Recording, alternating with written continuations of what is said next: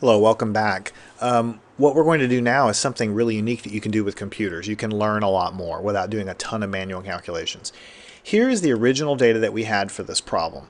And if I'm going to go and refresh your memory and go over here to sheet 2, I'm going to switch sheets. This is the original Anova test results that we got. All we did was we got a F critical of 2.86. That was what our not our F critical, that was our test statistic F. And it was larger than F crit, so we rejected that null hypothesis, right? Now let's go back over here. This is the original data. Here's a copy of the original data, but I created a little formula in here. I'm going to add a value, a constant value, to all of these dates here, or all of these ages.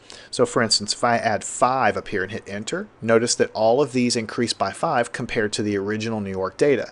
Now what do you think is happening when I add a constant number here? When I add let's say I add 10, that's a little easier to see. So 18 becomes 28, 19 becomes 29, 20 becomes 30. You see, all I'm doing is adding a constant number.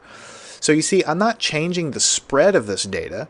I'm not changing its standard deviation or its variance. It's still spread about its mean the same amount. But what I've done is I've shifted the mean up. See, if I change this to like something crazy like 25, that means the average age of people in New York is somewhere in the 40s. But I haven't changed how the data is spread compared to its sample mean. I've just simply biased it up, right? So since the null hypothesis, let me go down a little bit and show you this text I have down here I wrote. If we hold everything else constant and increase one of these sample means, right, that means the sum of squares among treatments is going to increase, because the sum of squares among treatments is basically looking at these sample means and figuring out if any one of them have a significant variation compared to the grand mean, which would be all of them.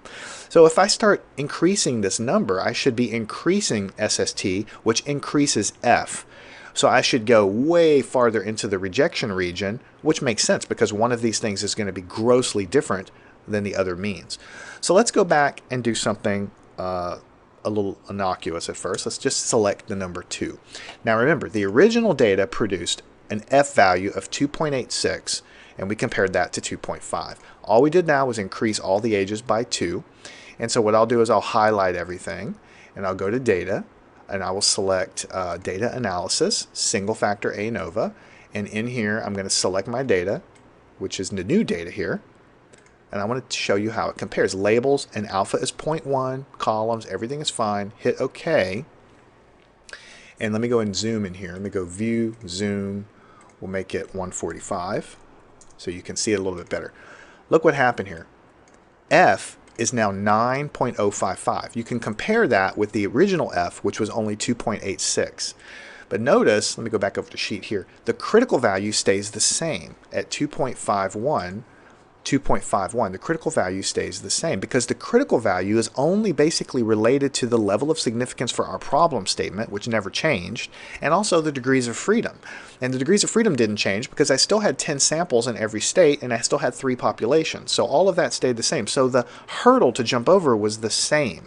But because I increased the sample mean, in fact, you can look at New York, the average value is now 22.1. Right? Texas and Oregon stay the same, but this average is clearly an outlier now, right? So whenever you look at the sum of squares among treatments, when you go back and look at your actual data here, which in this in Excel, it's called sum of squares between groups. Between groups means between populations. This number increased significantly. Compare that to before, it was only 24 whenever the data was the way it was, but now it's 76. Notice the sum of squares within groups is 130.